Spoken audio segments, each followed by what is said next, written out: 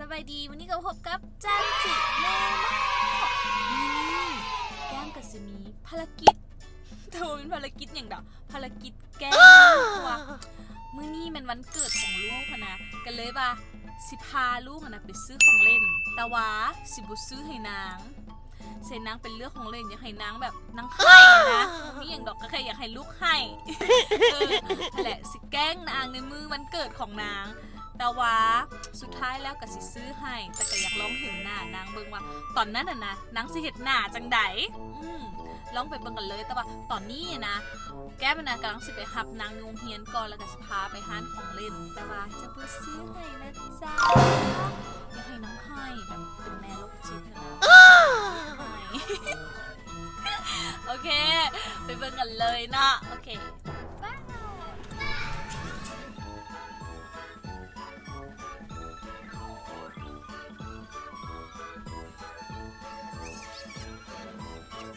อะไรดีไม่ทำไปเสร็จแล้วเหรอน้องกระสือแบบโบอยากยอมเนื้อเนาะตอนนี้แล้วก็โบยอมเนื้อเอาไปซื้อของเล่นเลยปะโบไปสลิมโบไปเหรอน้องกระสือแบบประมาณนึงสิถูกมือเลยสินะแบบนางโบอยากเนื้อนางแบบเอดิติ้งแบบทุกอย่างอีอย่างกระสือแบบอยู่ในโรงเรียนไปสลิน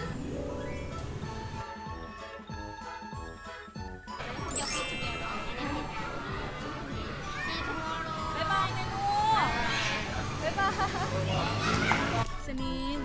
ลูกอยากได้อย่างวันเกิดลูกนะ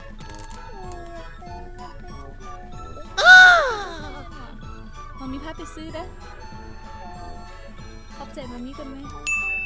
โอ้มองเห็นเลยคุยเสียงหนูนอนไปดูคุยเสียงหนูนอนไปซื้อสไปเดอร์แมนนะยิ้มหวานก่อนโอเคไปสไปเดอร์แมนสลินลูกอยากได้เค้กเป็นหุ้มอย่างโลกสไปเดอร์แมนโอ้แมนหมามามีบอกให้ตุลีเห็นไห่เด้อคันลูกเห็นเค้กลูกเสียดแล้วไหนโอเค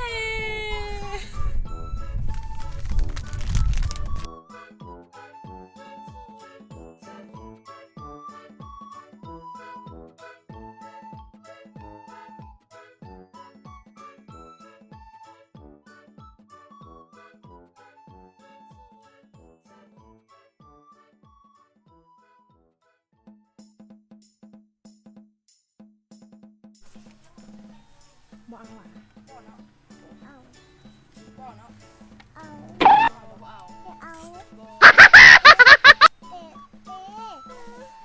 บ่ซื้อ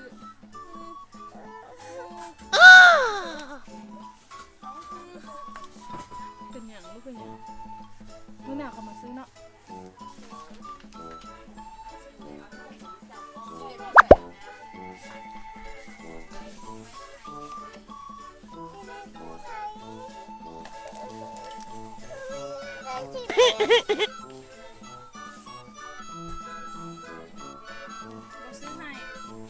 ซื้อให้เด้อมื้อหน้าเขามาซื้อจ้ะมันบ่มีเงินในมื้อนี้น่ะ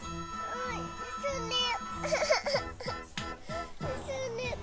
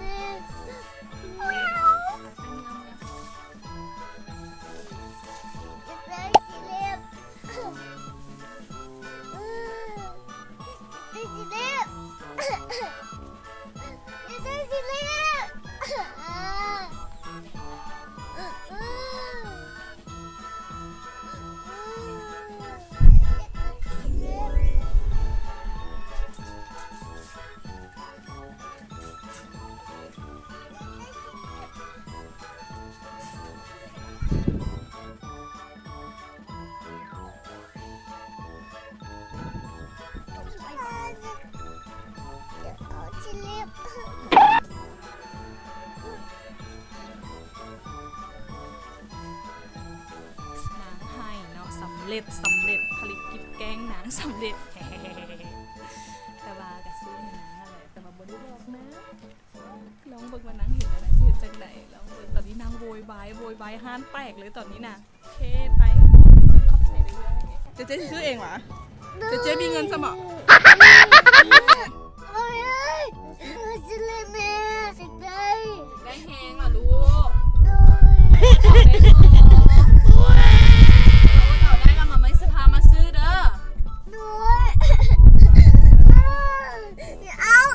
Few moments later. ตอนนี้เขากำลังสิเก็บเซอร์ไพรส์เซลินแต่วันนางยังไม่ถึงนี่ไปดูคนนี้เห็นมันจะเป็นคนนางตอนนี้กำลังโซแซดอยู่กับนางอยากได้ของขวัญที่นางอยากได้ก็คือสีเล็บลองไปเบิ่งกันเลยว่านางสิเป็นแล้วได้อ่ะ ให้เจ้าไหน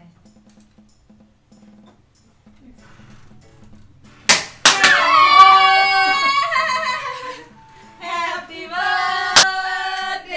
to you Happy birthday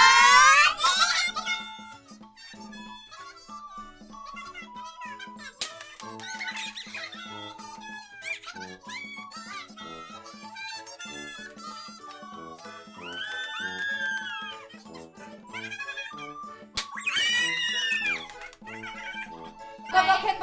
กก่อนเลยอ่ะตอน โอ้เอาอีกเอาอีก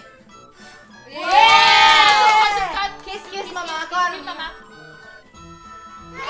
เอาใส่ว้าวมีวันเดย์พินเซสว้าว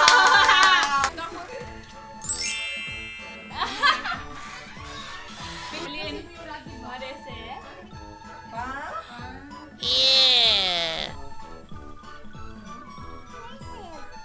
Present Is this a present? Present Okay ของขวัญไทยให้จังไหนขอบใจหอมกันหอมกัน แต่ว่าลูกค่ะที่ออกไป วันนี้นั่ง เขาพูดกับไทยกี้มันก่อน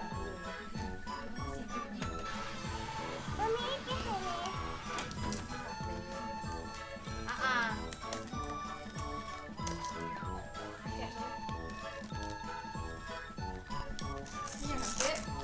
ว้าว